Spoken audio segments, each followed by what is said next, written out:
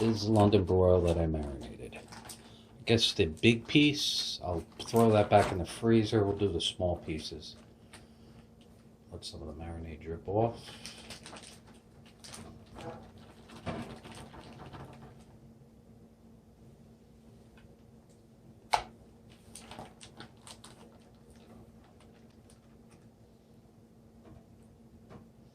Obviously, cooking is going to be different.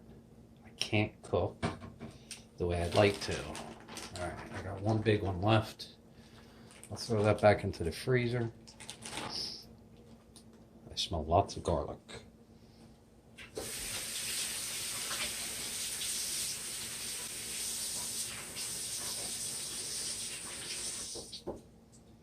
And we will cook this another time.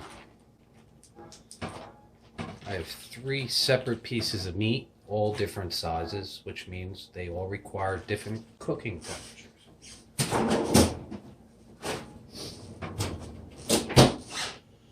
Alright, let's see. We're going to put the main one there. Guess this one here. And the one that's going to be done super fast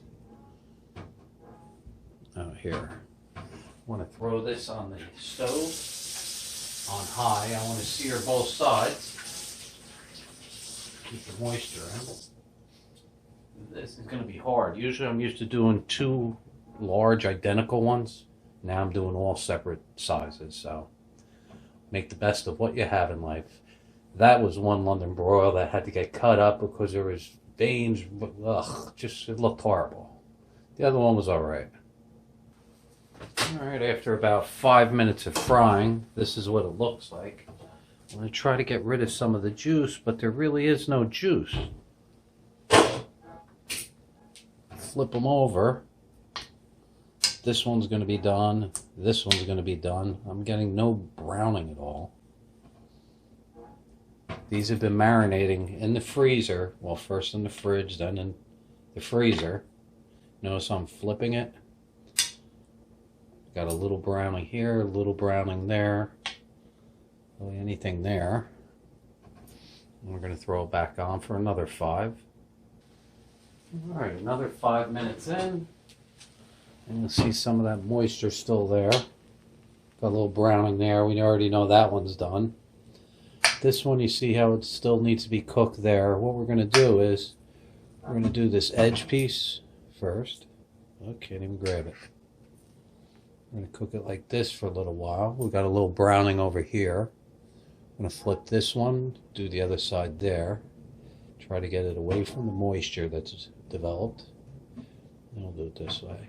And we'll give it another 5 minutes. Alright. Juices are finally subsiding.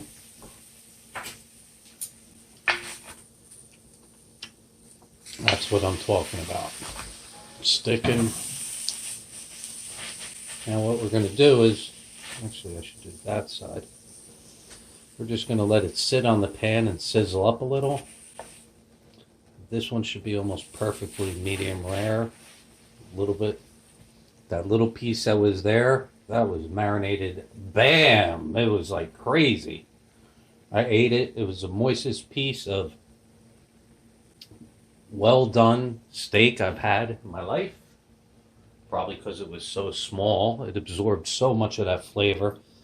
Which means if I had cut these into strips, 1-inch strips, and then lengthwise marinated, it would have been amazing.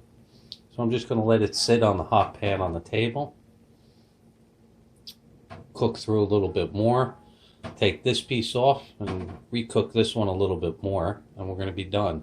And the nice thing, there's no oil in this.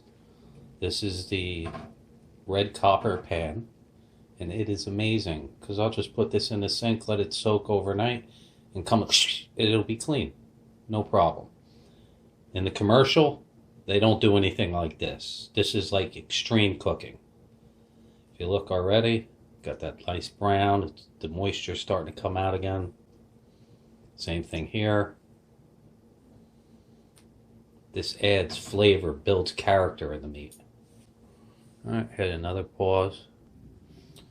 It's been sitting there for about 15 minutes. As you can see, there's all juice under there. Got a little bit more browner. So what we're going to do is place that over here. This here, we're going to put it back on the stove, and we're going to put a very low flame underneath it. As low as I can get it. And that's going to cook it through. If I were to cut through that right now, it's probably slightly red still. I want to get it to that perfect pink. The way you get it, real slow flame, leave it on here. This will all dry out. It'll cook up through. This is a very irregular cut of meat, which makes it very difficult to cook. I'll leave it on for maybe about 15 minutes on a super low flame. Battery died. 10 minutes both sides. Let's show you how good this one looks. Look at how pink and nice and beautiful that is. I might as well finish cutting through. This one, 10 minutes each side.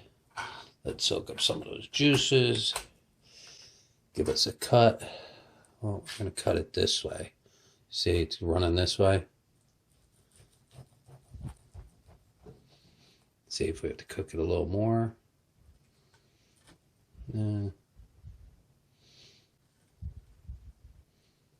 It's a perfect medium rare.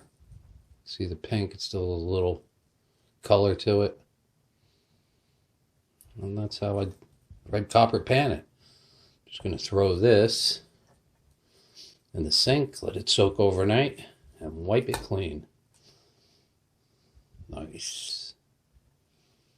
Told you the irregular shape, very difficult to cook. That's why we got this red towards the top. That is probably going to turn into beef and bean burritos with some Swiss cheese, or yeah, I think I'll do Swiss. Gotta get rid of